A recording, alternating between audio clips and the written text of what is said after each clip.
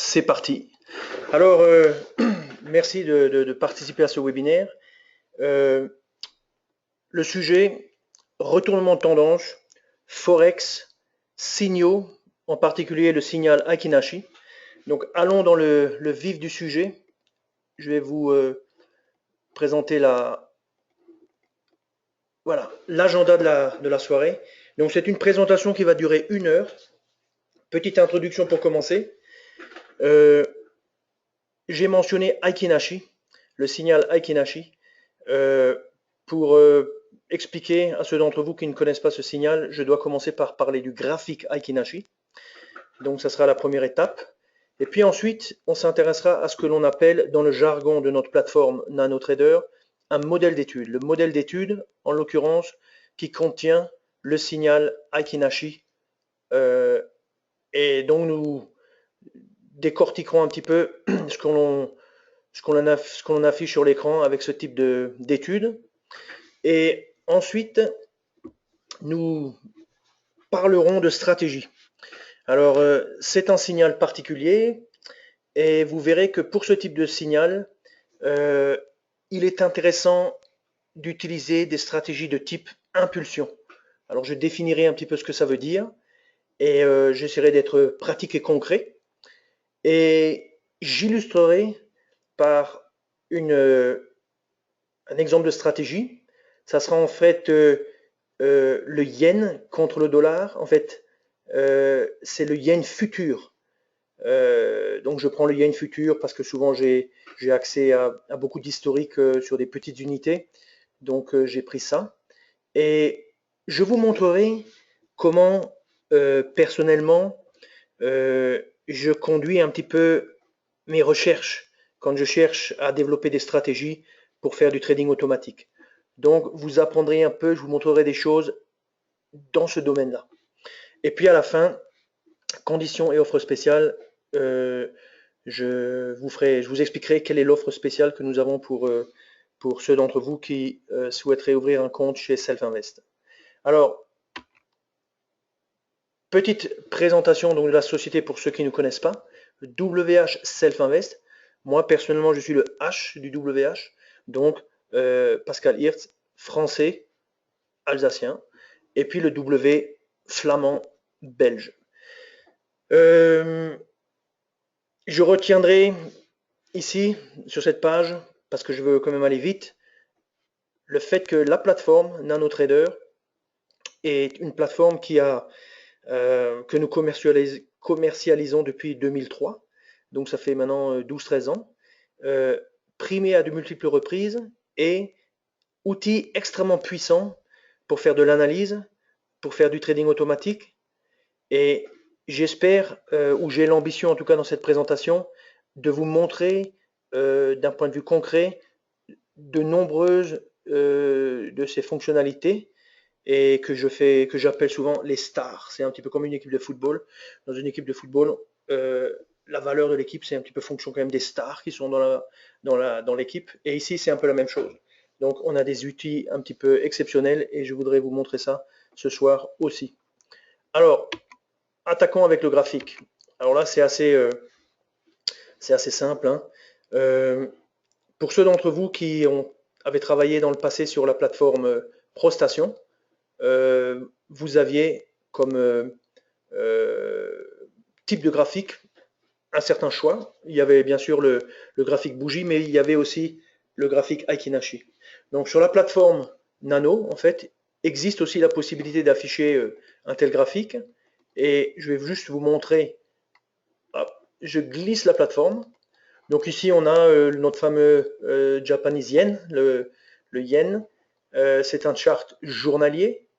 Et on voit que nous avons un petit bouton ici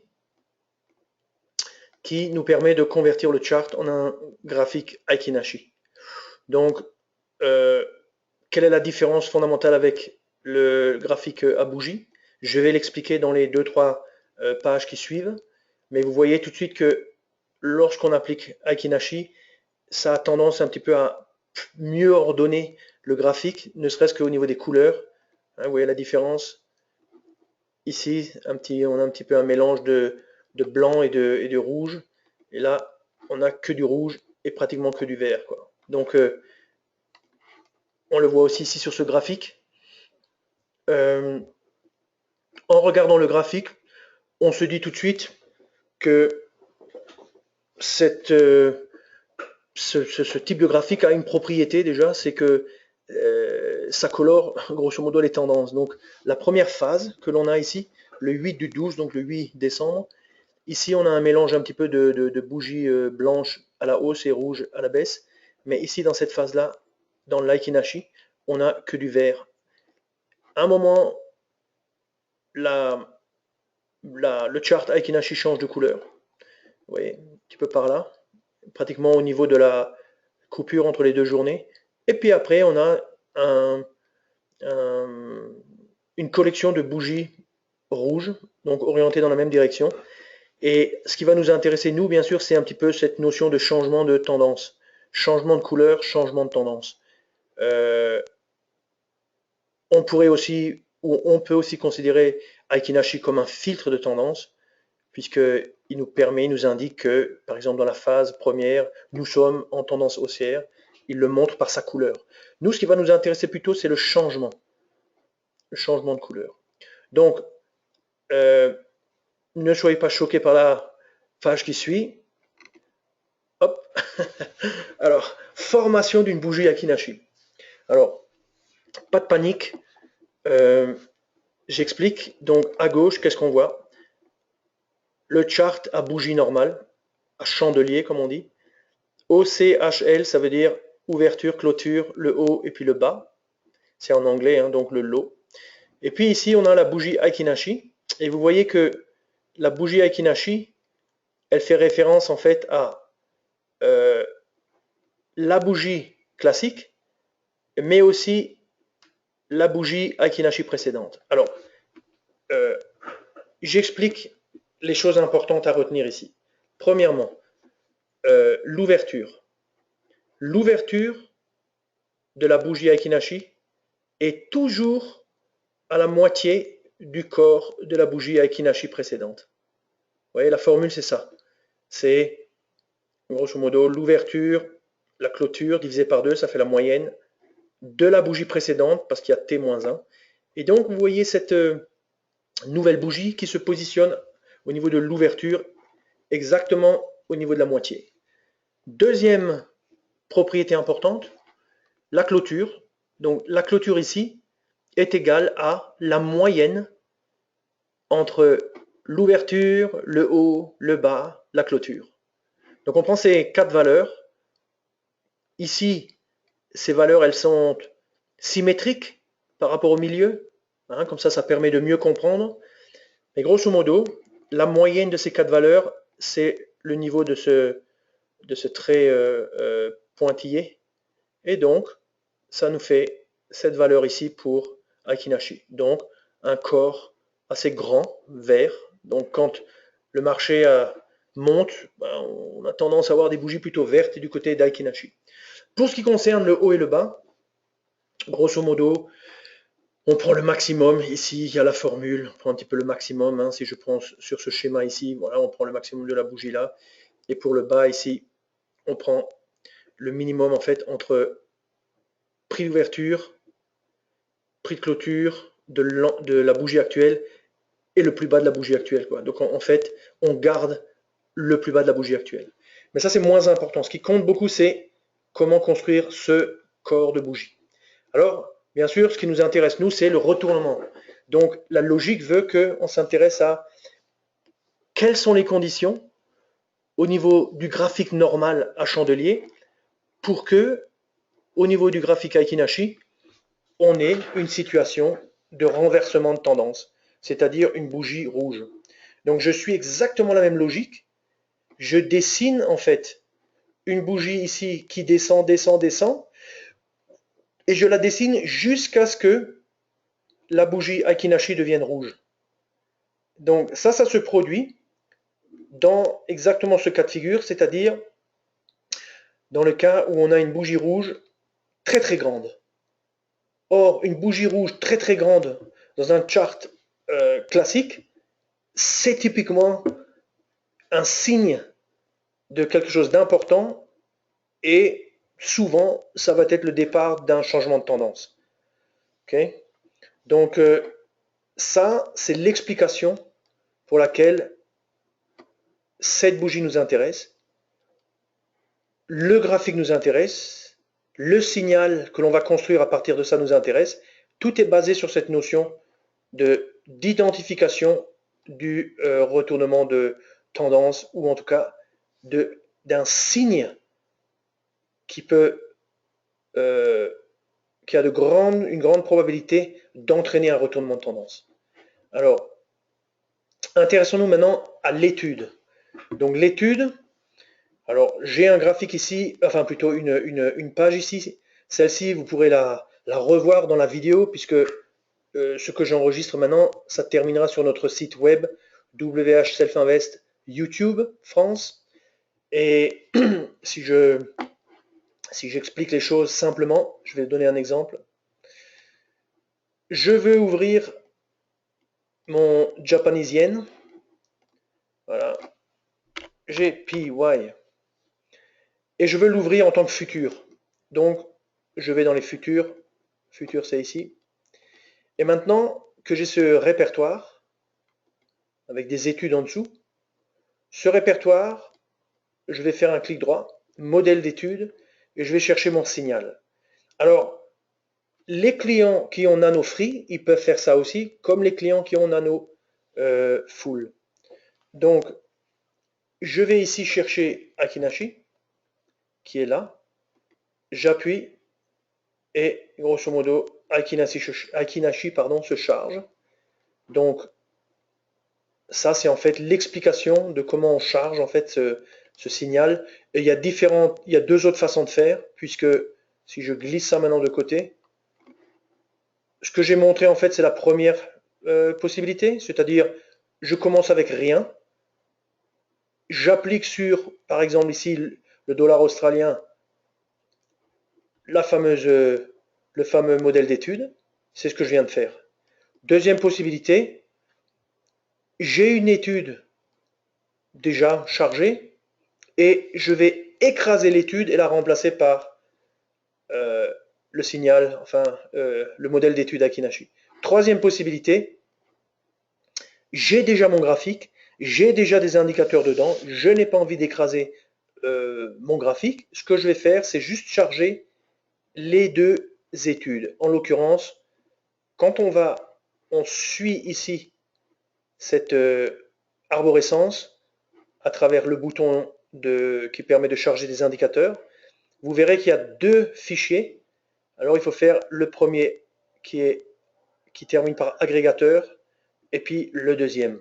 Il faut faire un puis deux. Il ne faut pas en faire un seul, il faut faire les deux, mais un puis deux. Ok. Alors, maintenant, en termes de ce que l'on a quand on a téléchargé cette fameuse étude, alors elle est là, mais je vais décrire ce qui se passe sur l'écran puisque c'est déjà tout fait. Donc, première chose, le modèle d'étude est réglé sur 15 minutes. Ça, c'est quelque chose que vous pouvez changer sans problème. Mais a priori, à la base, il est sur 15 minutes. Deuxième chose, les lignes grises qui sont dans le fond représentent en fait des signaux. Donc, ils sont matérialisés par un fond d'écran au niveau de la bougie de déclenchement du signal. Et ce fond d'écran est gris. Et puis, il y a une chose très intéressante en dessous, c'est une sous-fenêtre. Et dans cette sous-fenêtre, vous reconnaissez un graphique Akinashi. On le reconnaît pourquoi? À cause des fameuses bougies, vous voyez, qui se positionnent à la moitié de la bougie précédente. Ça, c'est typique vraiment d'un Akinashi. Et là, on a en fait différents réglages qui sont visibles dans cet encadré. Alors, je vais montrer de quoi on parle ici. Alors, ces réglages, en fait, ils sont très importants. N'oublie pas que cette présentation est enregistrée, donc pas d'affolement. Mais il y a plusieurs éléments ici. Le premier élément, c'est un élément qu'on appelle agrégation. C'est-à-dire, en fait, que se passe-t-il? Le graphique Aiki-Nashi, on peut l'agréger de manière à, en réalité, afficher un graphique Aiki-Nashi sur une unité de temps ou agrégation de temps supérieure. Et le chiffre qui est là, c'est en fait le facteur d'agrégation, c'est-à-dire combien de fois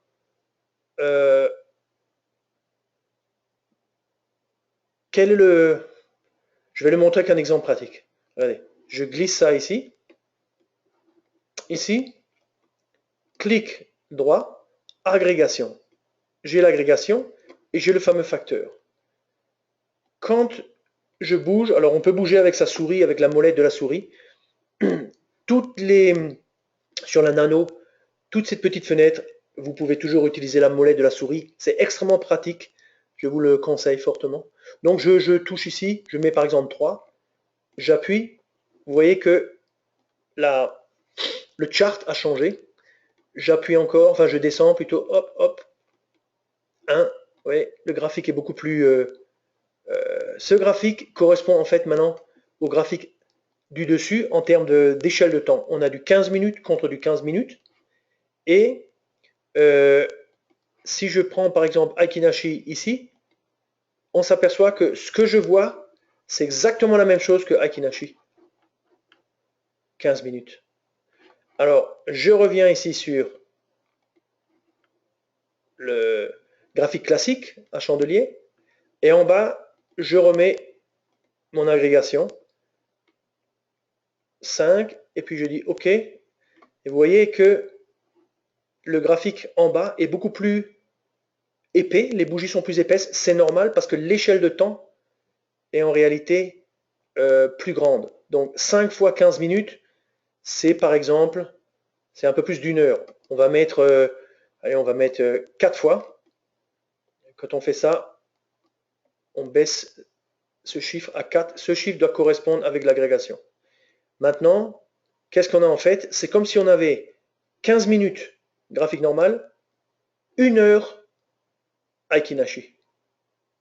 C'est comme si on regardait le chart de 1 heure pour générer des signaux sur mon graphique normal 15 minutes. C'est ce qu'on fait à travers en fait cette étude, ce signal. Alors, je glisse ça un petit peu de côté. Donc le paramètre 1, on l'a bien expliqué. C'est donc l'agrégation du graphique qui est dans la sous-fenêtre, c'est-à-dire du graphique Aiki-Nashi. Paramètre numéro 2, qui est ici en haut à droite. Donc paramètre numéro 2 et paramètre numéro 3, ça définit en fait le signal qui nous intéresse, c'est-à-dire le signal en termes du nombre de bougies de la dernière tendance et du nombre de bougies de la nouvelle tendance. Alors, je vais montrer ça ici. Observez le graphique ici. Première chose, nous sommes sur 3 et 2. Ça veut dire que dès que l'on a 3 bougies haussières Aiki-Nashi, suivies de 2 bougies baissières, dans le graphique supérieur, on a un signal. Donc ce qui nous intéresse ici, c'est le fait qu'on ait 1, 2, 3, suivi de 1 et 2 bougies rouges. Alors, si je mets par exemple, et je peux cliquer dessus, et je mets par exemple 4, vous voyez qu'avec 4, le signal qui est représenté par le fond d'écran gris, il reste là. Pourquoi? Parce que ici, on a plus que 3 bougies. On en a en fait 1, 2, 3, 4, 5, 6. On a 6 bougies haussières. Donc si je pousse, je mets 6 bougies, ça a disparu. 1, 2, 3, 4, 5, 6. Question est, qu'est-ce que c'est comme bougie? Ah, c'est une bougie rouge. Vous voyez? Ça, c'est en fait une bougie rouge. Ici. Donc, On vient de dépasser le nombre de bougies haussières. Pourquoi? Parce qu'on a 1, 2, 3, 4, 5. Par contre, si je mets 5 bougies, ça apparaît. A fortiori, si j'en mets 4 et 3, vous voyez que à différents endroits sur le graphique, des signaux apparaissent, quoi. Donc ça, c'est le concept en fait de la définition du type de signal. C'est très intéressant, hein. Ça vous permet de dire, d'avoir du choix en matière de comment définir le signal lui-même, hein. Il y a en réalité deux réglages. Il y a l'agrégation qui permet d'avoir une vision un petit peu plus haute de la courbe, hein. Et puis d'un autre côté, on peut définir quelle est la bonne composition entre les bougies haussières et baissières, c'est-à-dire à l'intersection, là où se définit le changement de tendance, on peut définir exactement quel est l'aspect que ça doit prendre. Alors, le quatrième paramètre, ça c'est ce que je vous ai un petit peu montré avant. Ce paramètre, grosso modo, il permet de faire quelque chose qui est intéressant mais dangereux, c'est-à-dire ça vous permet de rentrer plus tôt dans le marché. Si je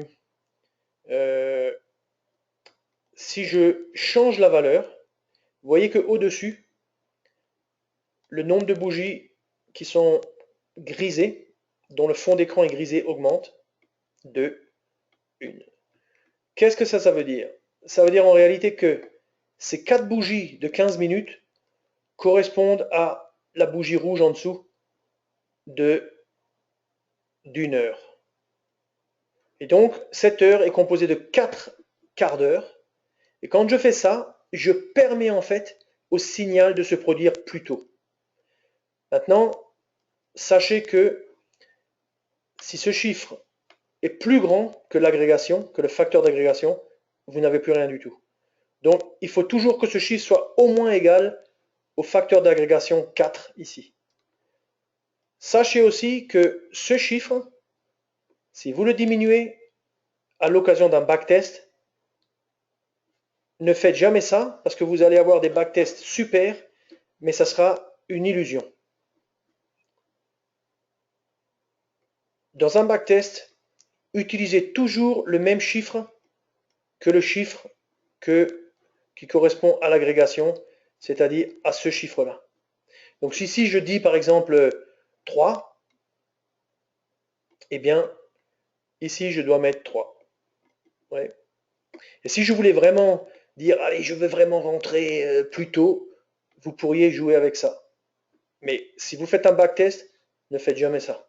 Laissez-le sur 3. OK.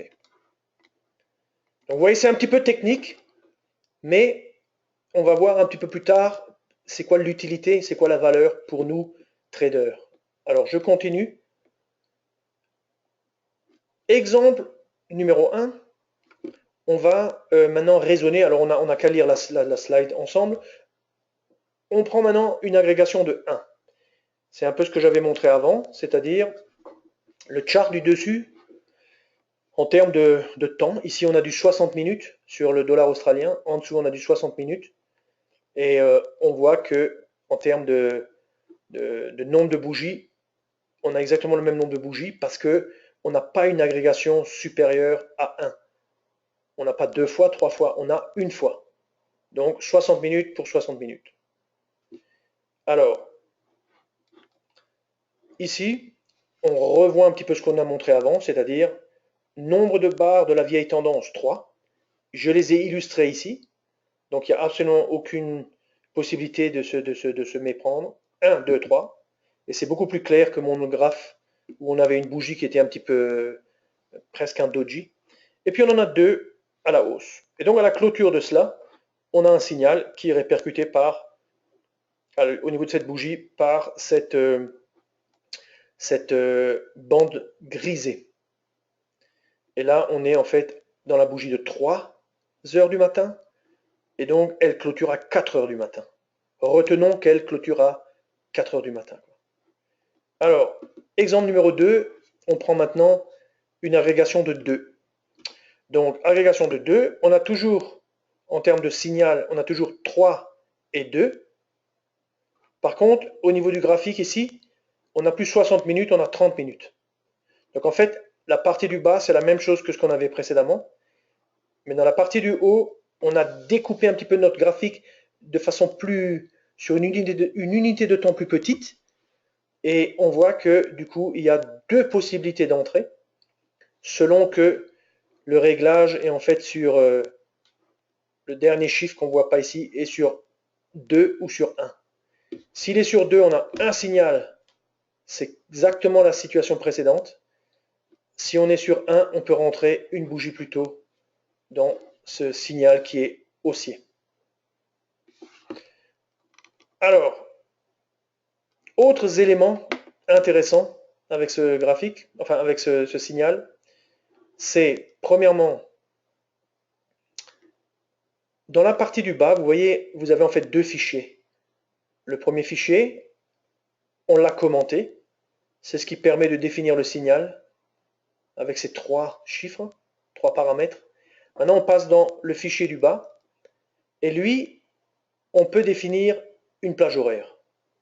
Donc, à l'intérieur de cette plage horaire, les signaux apparaissent, mais quand on est hors de cette plage horaire, les signaux disparaissent. On peut faire l'exemple ici.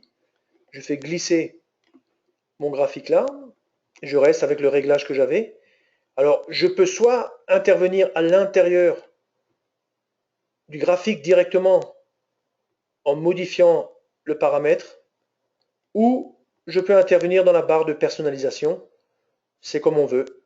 Je vais le faire simplement à travers le graphique. C'est plus simple.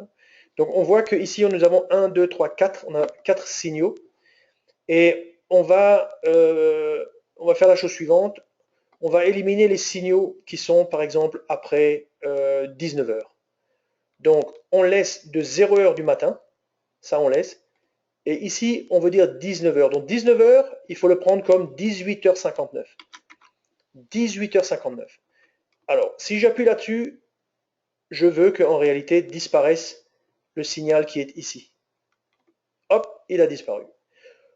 À droite, nous avons un signal très tôt le matin, à, je sais pas, minuit et demi à peu près.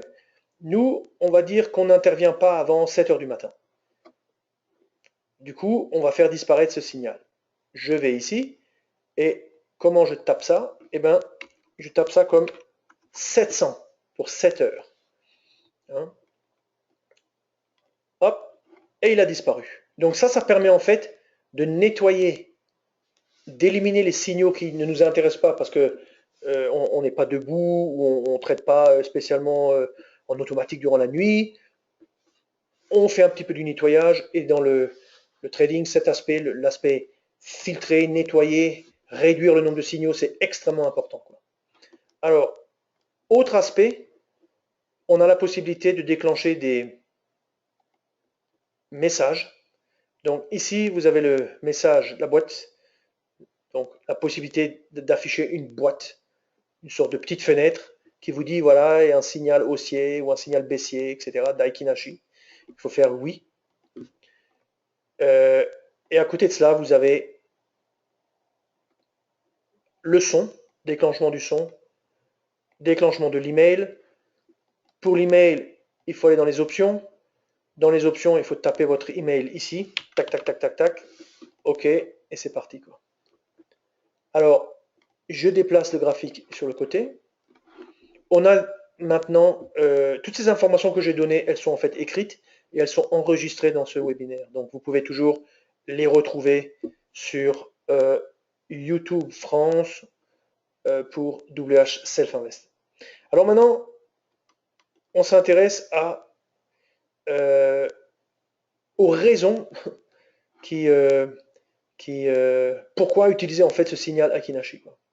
Donc, première chose, comme on l'a vu un petit peu de manière générale, quand on a regardé un petit peu le graphique, à quoi ça ressemblait, eh bien, Akin Ashi, il est juste, on va dire, il est doué pour capturer, pour identifier des retournements de tendance, quoi. Deuxième chose, on a la possibilité avec ce signal, qui est quand même très particulier, de modifier en fait l'agrégation, de manière à réduire le nombre de signaux en vue de chercher des signaux de meilleure qualité. On a la possibilité aussi d'entrer plus tôt, mais ça c'est que dans l'optique, on va dire, du trading presque soit discrétionnaire, pourquoi pas automatique. Mais il faut se méfier un peu parce que c'est pas forcément toujours la bonne chose à faire. Il faut le tester et se faire une opinion pour savoir est-ce que c'est vraiment euh, une, euh, une bonne chose ou pas. Je n'ai pas d'expérience pratique dessus, sur cet aspect-là. Après, autre argument, l'Akinashi, ça marche aussi bien à la hausse qu'à la baisse. Donc, c'est extrêmement intéressant pour nous. Et puis, d'un autre côté, avec notamment on va dire des instruments comme le Forex, qui ont tendance un petit peu à partir à la baisse, partir à la hausse, souvent de façon un petit peu imprévisible et impulsive, c'est parfait pour attraper ce genre de mouvement. Donc ça, c'est un petit peu les raisons pour lesquelles le signal Akinashi est très intéressant, quoi.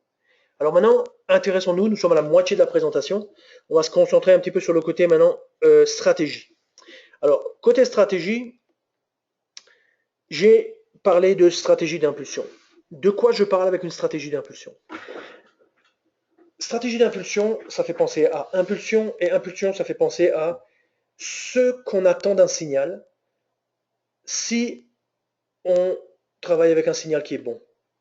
Un signal qui est bon, quand il vous dit d'aller long, d'être haussier, ben, normalement, quand vous regardez le graphique devrait avoir tendance à aller dans le sens prévisible ou prédit par le signal, c'est-à-dire long. Donc ici, dans une stratégie de trading d'impulsion, ce que l'on fait, c'est qu'on se dit, bon, ce signal, on va lui faire confiance. Et puis, là, vous voyez un petit exemple, hein, petit triangle rouge qui représente le signal. On se dit, tiens, on fait confiance à ce signal. Vous voyez en dessous la raison pour laquelle le signal a été produit. Hein, probablement 3 bougies blanches et 2 rouges. Et puis, le marché, effectivement, est parti vers le bas. Et au bout d'un moment, vous voyez ce petit triangle, il représente en fait la fin de la position. C'est-à-dire que ici, ce que l'on se dit, c'est que on va, on va vouloir sortir rapidement. Mais on ne va pas le faire de façon classique, c'est-à-dire à l'aide d'un objectif. Mais ce que l'on va faire, on va dire, on va rester X bougies dans le marché. Donc si notre graphique est par exemple sur cet exemple-là de 20 minutes, en l'occurrence ici on va dire 1, 2, 3, 4, 5, 6, 7, 8, allez. Après 8 bougies, on sort. 8 fois 20 minutes, ça fait 2h40, quelque chose comme ça. Donc après 2h40, on sort. Ça, c'est le concept. J'exploite l'impulsion que j'attends d'un bon signal et je sors au bout d'un temps donné, mais qui est déterminé par le nombre de bougies. Le nombre de bougies, chaque bougie définissant un temps, bien entendu, l'objectif ou c'est bien une question de durée, quoi. Alors les devises, je dis, elles ont un caractère explosif, je l'ai déjà dit précédemment, et elles sont particulièrement adaptées pour ce genre de forme de trading, quoi. Alors, maintenant, observons, alors comment on réalise ça dans la pratique, hein? On a ici notre modèle d'étude. Alors, comment fait-on ça? Bah, grosso modo, il faut mettre un petit peu des ingrédients à l'intérieur de notre étude. Et je rappelle pour les gens qui ne connaissent pas bien Nano encore, une étude, c'est grosso modo ce graphique composé du graphique principal, du sous-graphique, du fait qu'il y ait ici un Aikinashi, que ça soit une bougie, enfin un chart à bougie, qu'il y ait différentes choses. Tout ce qui caractérise en fait ce que l'on voit ici, inclus à l'inclusion du compte sur lequel ça doit trader et du nombre je sais pas moi, de la quantité initiale d'un trade, tout ça, ça se résume à l'intérieur d'un fichier que l'on appelle étude. Et voyons un petit peu dans la slide en dessous les différents éléments qui sont importants pour réaliser en fait du trading d'impulsion. Et ces idées, vous pouvez les appliquer à d'autres choses. Donc ici, je vous montre un peu comment moi j'approche en tout cas le sujet. Alors, je fais toujours référence aux stars de la nano. Hein, j'ai développé un peu le point avec le parallèle avec l'équipe de football. Mais la première star, c'est le signal Akinashi. Le signal Akinashi, c'est l'étude en question que je viens d'expliquer les 20 dernières minutes. Alors, ce que l'on voit ici, c'est la barre de personnalisation. Alors, il ne faut pas avoir peur de ça, parce que ça, c'est exactement ce qu'il faut pour espérer, on va dire, pour travailler, on va dire, avec ce type de signal. Donc, dans la partie du bas, que je suis en train d'encadrer avec ma souris, on voit en fait le fameux signal. On avait dit qu'il y avait deux fichiers, 1, 2. Il y en a un où on peut préciser début, fin, est-ce qu'on veut des alertes, quelle est la nature du signal lui-même, l'agrégation. Tout ça, c'est ce qu'on voit ici. Star numéro 2, le time stop, c'est-à-dire, ça c'est l'outil technique, la solution technique qui nous permet de sortir après un nombre donné de bougies. Exemple, 9 bougies, dans le cas, on va dire, de cette slide. Troisième star, le stop period high-low, qui lui se positionne sur, en l'occurrence ici, par exemple pour une position haussière, on regarde ce paramètre, minimum low period, c'est-à-dire le plus bas des 6 dernières bougies. Donc, on raisonne ici en termes de le prix le plus bas d'une bougie et non pas le prix de clôture, le prix le plus bas d'une bougie. Ici, en l'occurrence, les 6 dernières. De la même manière, pour un trade haussier, le stop se positionnerait au-dessus, donc ce qui nous intéresse, c'est le maximum des 6 dernières bougies. Enfin, quatrième star de l'équipe, le filtre flat, qui permet de sortir à partir d'une certaine heure, minute de la journée, et qui, pour la plage horaire qui suit, opère aussi comme un bloqueur, c'est-à-dire aucun signal ne peut être exécuté dans cette zone, mais si vous avez une position à 15h30, il vous sortira à 15h30 et 1 seconde de position. Et après, plus de positions ne peuvent être ouvertes. Alors, que je regarde juste quelle est la prochaine slide.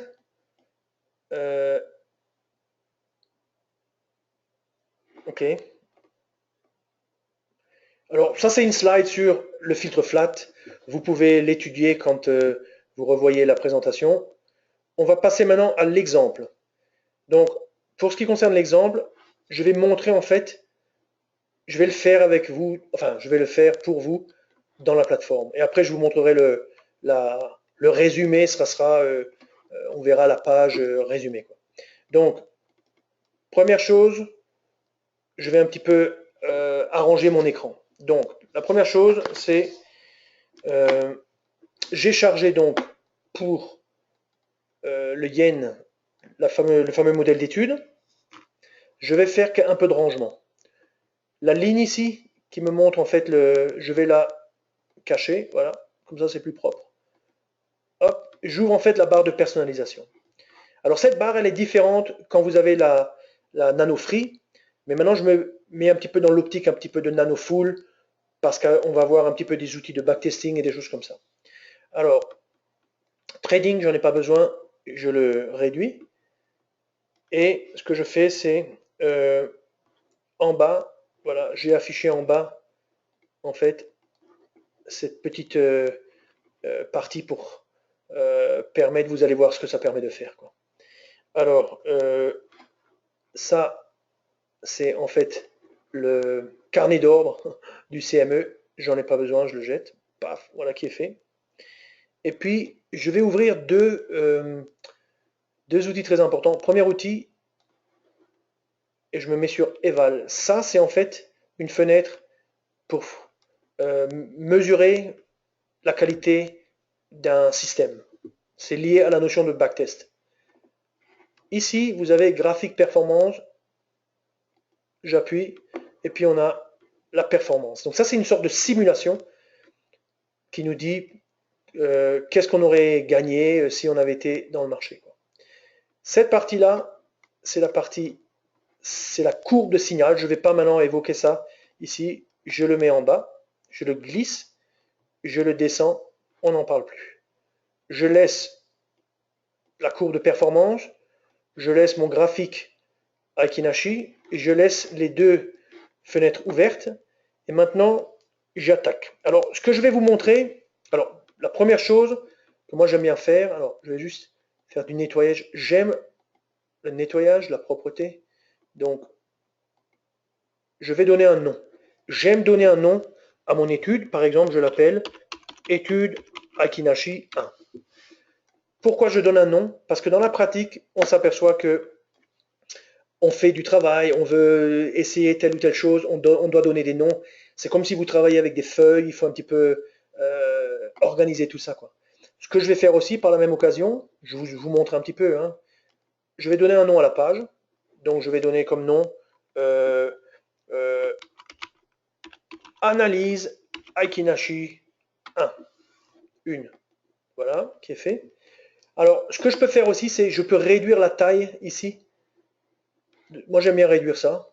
Donc, je vais ici. Hop, ça me fait une barre un peu plus petite. Ça me fait un peu plus d'espace. J'aime bien ça. Je vous le montre, comme ça vous savez que ça existe. Et on continue. Donc, allez, maintenant nous allons. Ça, c'est maintenant le début du match. On appelle nos stars. Donc, on appuie sur ce bouton. Apparaît ici, en fait, les différentes stars. Donc, première star, c'est le flat. Le filtre flat. On met filtre flat. Okay.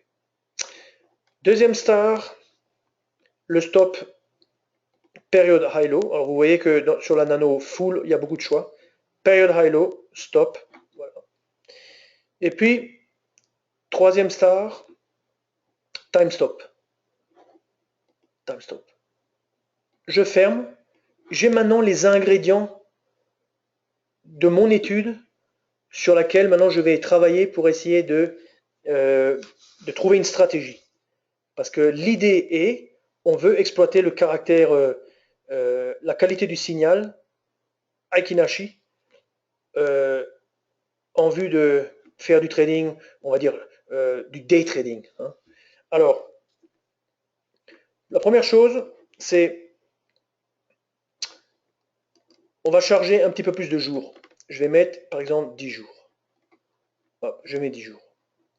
Quand je rajoute des jours, en réalité, il faut de ce côté-ci, en bas, il faut en fait dire à la nano d'étendre sa période d'évaluation, c'est-à-dire son analyse, sur les données que nous venons de rajouter. Donc je fais ça et vous voyez que du coup vous avez la courbe notamment en bas on va dire de résultats, ou alors ici tous ces petits signaux qu'on va voir sur le graphique, eh bien ils vont jusqu'au début du graphique. Bon.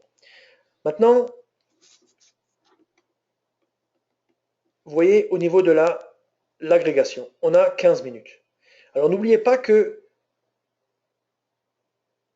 sur une étude comme, enfin sur un signal comme celui-ci, mais sur n'importe quel euh, signal, on peut travailler sur différentes agrégations. Donc ici maintenant, je déplace, enfin je bouge. Il suffit avec la molette de la souris de changer. Alors on voit 5. Alors vous voyez 5, pas mal. J'ai une bonne petite courbe là, juste sur ces 10 jours, juste pour voir un petit peu, pour comprendre un petit peu. Par contre, vous voyez ici 38 trades. Je mets 10, 22 trades. Je mets 15, 12 trades. Je mets 20, 12 trades. 30, 4 trades, et je dirais vous pourriez aussi faire 60, mais on va s'arrêter là, quoi.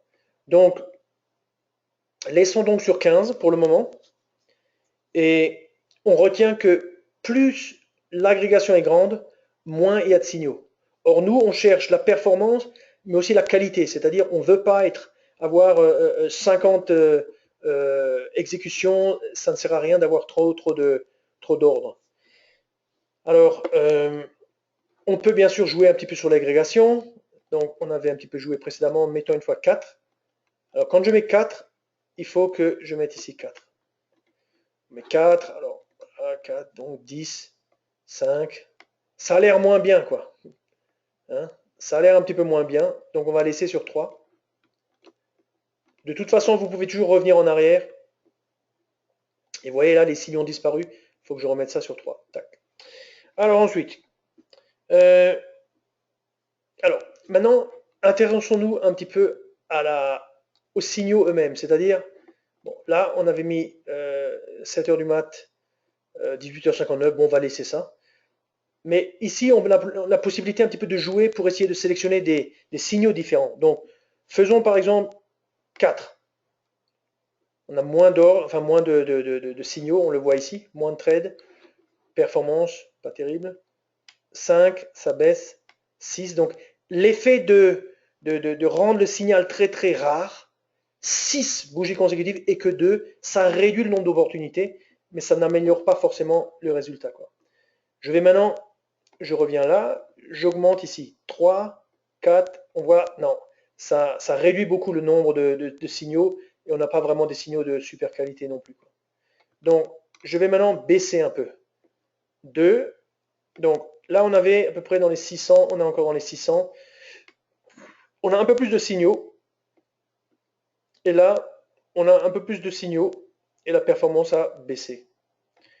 Qu'est-ce qui se passe si je fais 1-1, 1-1, on perd.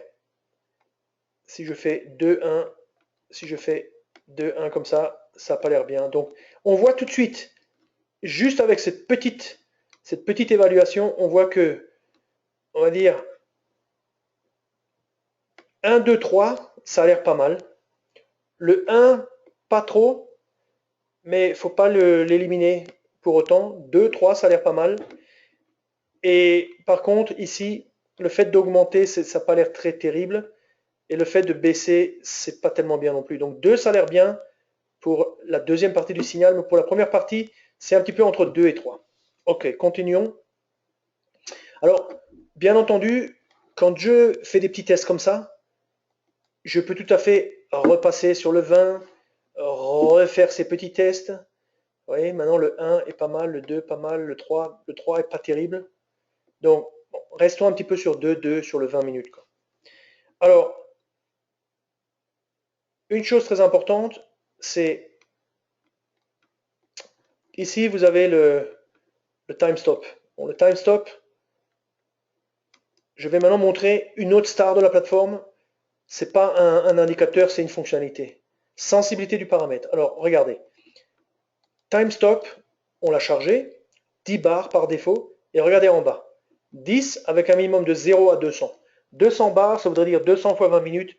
C'est trop, on va mettre 50. 50, ça permet de faire que ça dure pas trop longtemps.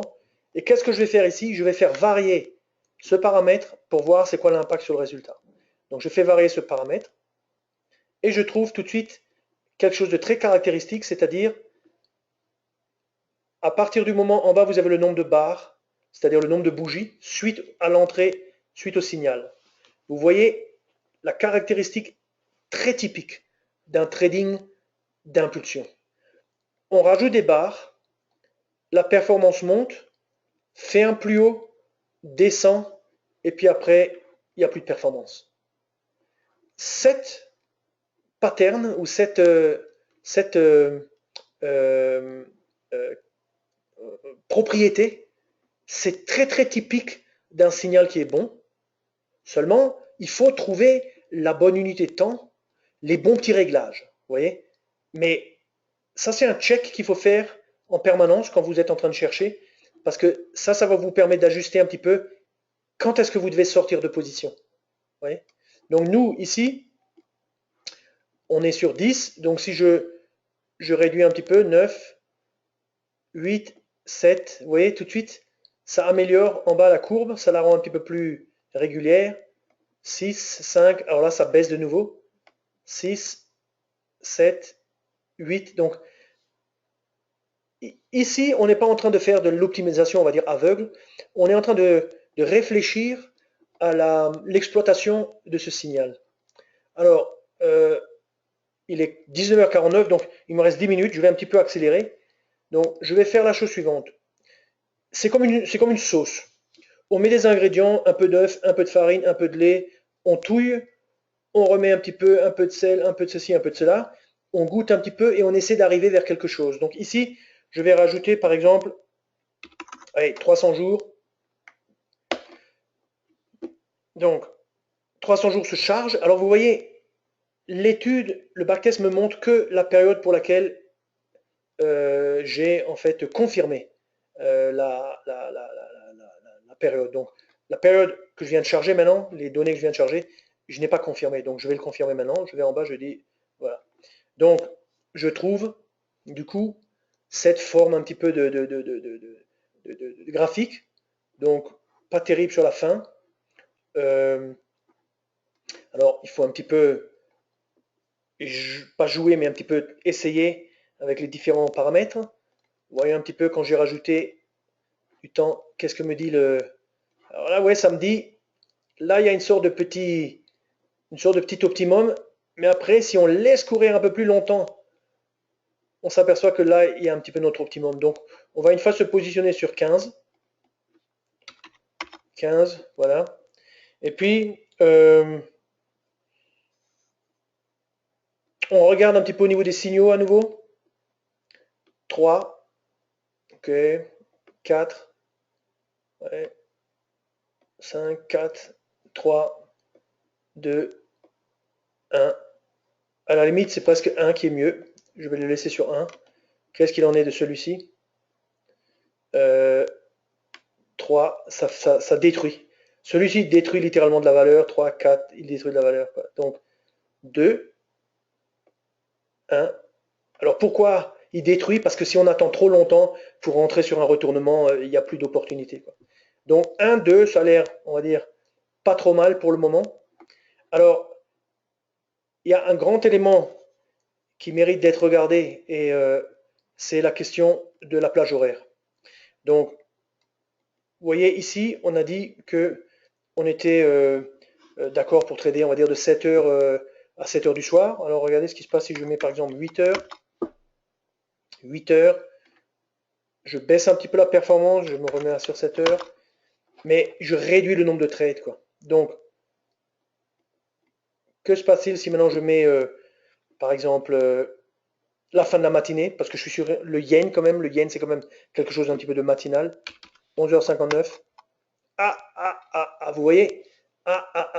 Il semble qu'il y a une sorte de... On est en train de trouver qu'il y a une sorte de réalité un petit peu statistique qui n'est pas, je dirais, encore 100% optimale, mais qui est déjà dans la bonne direction. Je vais remettre un petit peu ça. 5400, je ne sais pas si je mets 6 heures du matin, 4200, c'est moins bien. Si je mets 9 heures, c'est mieux même, vous voyez, c'est même mieux dans la période récente. 9 heures. Donc, vous voyez, il faut un petit peu essayer.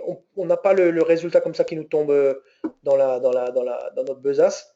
On fait un petit test de nouveau ici. On voit que il nous dit même qu'on peut même en fait faire durer le trade plus longtemps si on augmente en fait un petit peu la... Je vais mettre 25. Mais là, on voit que la courbe de résultat, elle est quand même quasi plate. Et puis avec une petite augmentation à la fin. Donc, c'est plus joli d'avoir en fait une courbe qui est un petit peu plus pentue, voilà, comme ça par exemple. Même si le résultat est moins bien, on a aussi moins de trades. Donc vous voyez, une courbe qui est un petit peu comme ça veut dire qu'il y a une sorte de réalité un petit peu statistique. Alors, on n'a pas utilisé le flat. Le flat, il faut l'activer. Donc le flat, je clique ici. 18 heures, bon, réfléchissons à ce qu'on a. Nous avons 11 périodes. 11 périodes fois 20 minutes, ça veut dire 3 heures, 3-4 heures, donc après-midi, 4 heures, 6 heures, ouais, donc on peut jouer sur à quelle heure on clôture les positions. Donc on va activer ça et on peut essayer, on peut dire, bon, par exemple, 17 heures, pas d'impact, ok, 16 heures, pas d'impact, 15 heures, pas d'impact, 14 heures, ça a réduit un petit peu le gain là-haut, 13 heures, ça augmente le gain et ça réduit le nombre on va dire de trades en tout. Donc, vous voyez, vous pouvez jouer un petit peu avec cet aspect aussi. Donc, si je résume, on n'a pas encore essayé le stop. Donc, le stop, avant de se lancer, period high low, on descend. Ici, Pas besoin de mettre 200, c'est trop grand, mettez 50. Mettez aussi 50 pour celui-ci. Voilà, 50 et 50. Et maintenant, on utilise notre star numéro 5, la sensibilité du paramètre. On lance ça, et qu'est-ce qu'il nous dit? Lui nous dit, bon, on va pas mettre un stop qui est juste là à deux bougies, donc 5, donc ça c'est... Alors, plus on attend, après 5, plus on attend, et plus la performance augmente. Par contre, une fois qu'on est à 10, il n'y a pas tellement de gain à donner plus de chance comment dire, à retarder un petit peu notre stop. Donc on va le laisser sur 10. On regarde pour le côté short. Même chose, 10, ça a l'air bien, après c'est flat. Et, et grosso modo, ben, on a plus ou moins, vous voyez, une sorte de... On a plus ou moins une stratégie. Donc, euh, on peut regarder, je rajoute un petit peu plus de jours. 600, je rajoute 300 autres jours, je fais ça. Je regarde.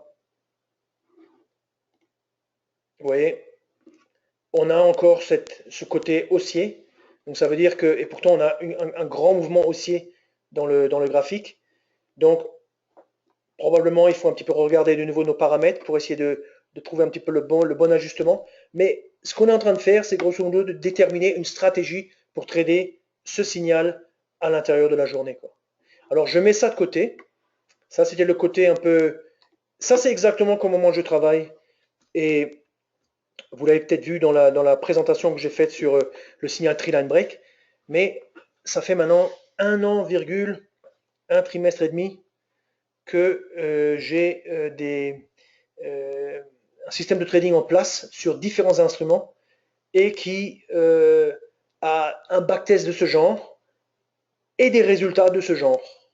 Donc, je crois dans le backtest, je crois dans le trading automatique et ce que je vous ai montré, c'est typiquement le type d'approche que j'utilise pour essayer d'exploiter nos signaux. On a plusieurs signaux sur notre site. Alors, je reviens sur la présentation parce que je suis légèrement un peu lent. Alors, j'ai mis ici un réglage. Il est un peu différent d'une autre, mais vous pouvez un petit peu le tester aussi. Vous avez qu'à un petit peu l'essayer. Bien entendu, la nano full est requise pour pouvoir faire ça. Je passe un petit peu maintenant sur le côté... Alors, comme je vous ai dit, moi-même, je trade en trading automatique. Le trading automatique, ça ne veut pas vouloir dire forcément trader toute la journée chaque signal. Au contraire, comme je vous l'ai montré, il faut chercher à minimiser en fait les plages horaires pour essayer d'optimiser. Vous avez vu exactement comment je faisais ça en jouant sur Start Time et End Time. Vous avez vu aussi l'impact qu'a le filtre flat pour sortir de position et le time stop qui permet un petit peu d'optimiser la durée du trade. Mais la gestion automatique, c'est tout à fait possible. Sur le graphique, ce qu'il faudrait faire, c'est il faudrait ici choisir un compte. Voilà, voilà mon compte. Voilà ici, grosso modo, le mode. Je veux auto, voilà auto. Et maintenant, ça voudrait dire que mon étude est en mode automatique. Au prochain signal, je rentre en position. Alors, je ne vais pas le faire, je suis sur un futur. Futur, c'est quand même plus grand qu'un Forex. Mais ça, c'est juste les 3 clics qui vous permettent d'être en mode automatique. Alors, je vous ai montré aujourd'hui différents éléments qui expliquent la valeur qu'a Nano Full par rapport à Nano Free. Parce que dans Nano Free, il n'y a pas le backtest, il n'y a pas le trading automatique, il n'y a pas la possibilité de programmer, il n'y a pas tout. Les types d'ordres sont un petit peu plus réduits. Nano Free, c'est un super instrument pour faire du trading manuel, pour travailler ses ordres simplement de façon très visuelle sur le graphique. Mais il y a toute une ribambelle d'autres outils d'analyse qui sont dans Nano Full. Donc, dont on vient de voir exactement presque la plupart d'entre eux, quoi. Alors, un autre élément important à savoir, c'est qu'il y a un service VPS qui permet, en tout cas à ceux qui veulent faire du trading automatique, de laisser leur plateforme ouverte pendant qu'elle est en mode automatique pour qu'elle exécute les ordres automatiquement, déplace les stops automatiquement et qu'au bout du compte, vous ne soyez pas embêté non plus avec des problèmes de connexion, etc. Donc, moi, j'ai par exemple deux comptes VPS, un avec 4 instruments et un deuxième avec 7 instruments. Ça me fait 11 instruments qui sont en automatique tous les jours depuis maintenant, pour les 4 premiers depuis septembre 2014 et pour les 7 suivants depuis septembre 2015.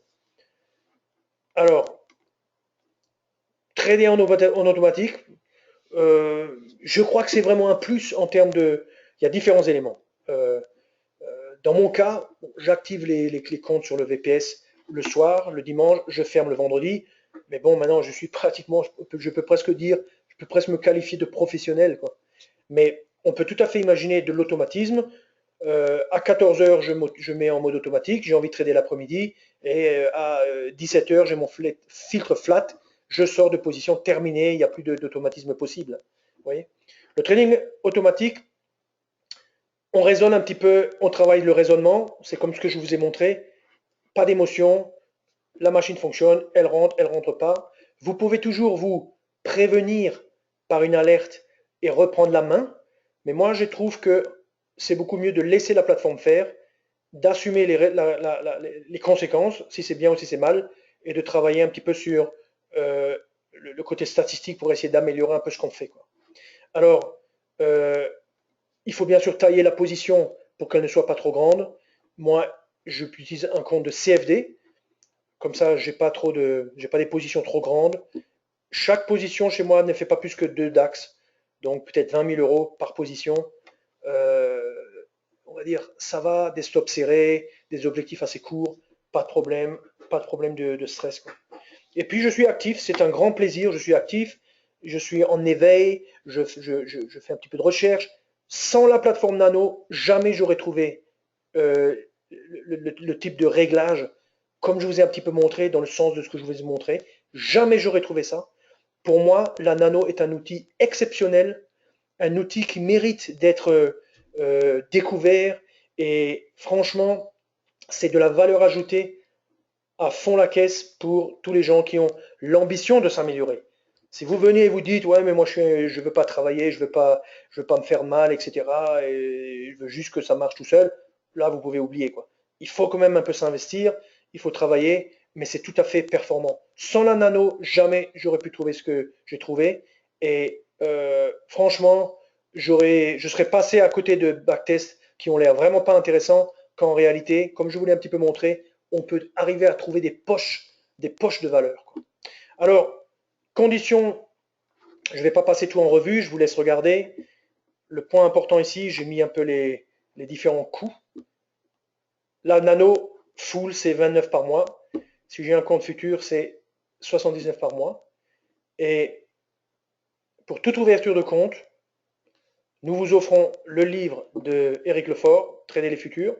Quelle est la condition? Il faut que vous soyez dans la liste des gens qui ont participé à ce webinaire et que vous fassiez ça, alors pas avant le 31, mais on va dire avant la fin du mois de février. Donc ma présentation est terminée. Ce que je vais faire, c'est je vais aller dans la liste pour voir si vous avez des questions.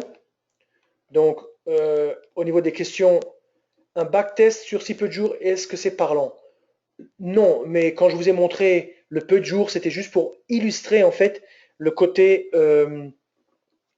comment dirais-je, le côté euh, vous permet de comprendre comment ce signal en fait réagit aux différents réglages, tout simplement, hein. Euh, S'il y a d'autres questions, allez-y, on se donne 5 minutes.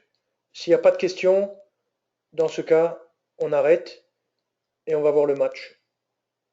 Je plaisante bien sûr.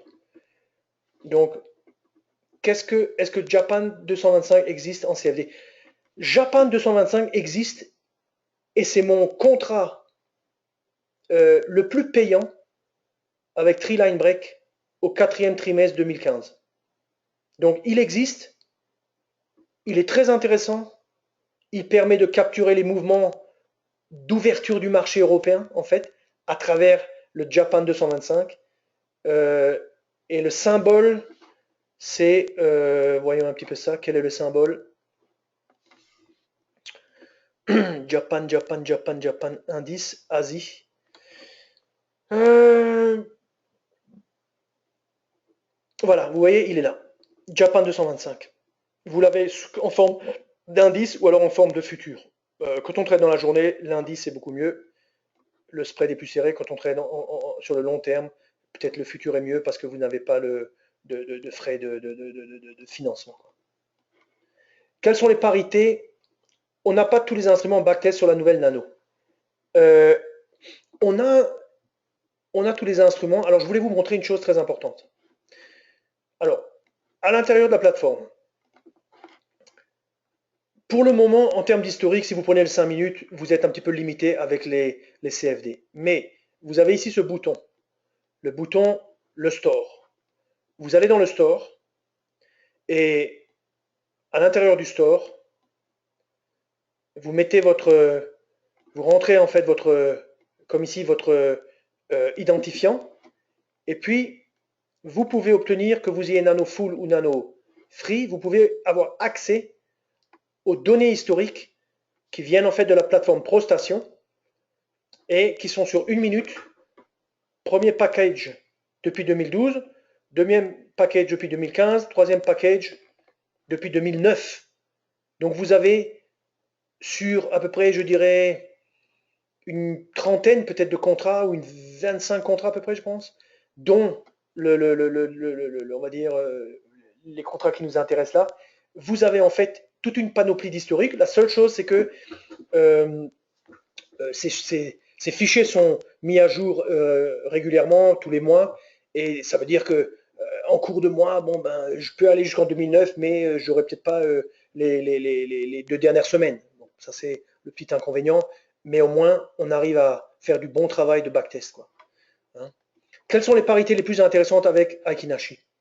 Écoutez, j'ai essayé le GBP, j'ai essayé le Japanese Yen, j'ai même essayé l'euro, et avec les trois, j'ai réussi à trouver on va dire des combinaisons qui étaient satisfaisantes. Donc, je ne dis pas que ça marche sur tout, mais il faut essayer. C'est comme avec Treeline Break. Sur Treeline Break, moi, j'avais essayé carrément tout ce qui était tradable, et peut-être sur 30 instruments, j'en ai trouvé 11 ou 12 ou 13 qui sont en fait tradables. Donc il faut faire l'effort, il faut travailler, il faut aller le chercher soi-même. Et il y a de fortes chances que si vous suivez un petit peu l'approche que je vous ai montrée, vous trouviez un réglage qui est performant. Il n'y a pas de problème, quoi. Ok. Autre question? Ok. Doit-on éviter les chiffres d'annonce de chiffres importants? Oui. Moi, ce trading-là n'est pas un trading en rapport avec les chiffres on va dire, d'annonces. C'est pas du tout le concept. Donc, à la limite, si je sais qu'il y a des annonces, à la limite, j'essaierai même de mettre un filtre bloqueur, comme ça qui me permet d'éviter l'annonce en question. Ce filtre, on le trouve ici. Bloc. Oui, mettez bloc. Filtre bloqueur. Voilà, par exemple, de telle heure à telle heure. Hein, je dis par exemple de 14h à je sais pas moi, 15h ou on va dire à 14h59. Oui, je mets bloc. Maintenant, bien entendu, ici, il faut rallonger un peu l'heure. Voilà, donc, et ce flat, on va le faire. Voilà, donc, ouais, aux alentours de 14h, vous n'allez pas être exécuté, quoi. Grosso modo, vous pouvez utiliser cette solution. Le filtre bloqueur, c'est une autre star de la plateforme, quoi. Doit-on éviter donc les périodes? Oui, moi je crois que oui. Il faut se concentrer. En fait, ce qu'il faut faire, c'est qu'il faut chercher quand est-ce que ce contrat bouge le plus. Ça ne sert à rien de trader dans les périodes où le prix est flat. Il faut chercher les périodes dans lesquelles le contrat bouge le plus. Et ça, c'est pas très compliqué. Hein. La mi-temps européenne, la deuxième mi-temps, la première mi-temps américaine, la mi-temps asiatique. Là. Il faut un petit peu raisonner en termes de les bonnes mi-temps. C'est ça qu'il faut un petit peu chercher, quoi. Ok. Donc, nous sommes arrivés au bout, 20h09. J'espère que cette présentation vous a intéressé, qu'elle n'était pas trop difficile. Elle est enregistrée, je vais arrêter l'enregistrement maintenant et vous souhaitez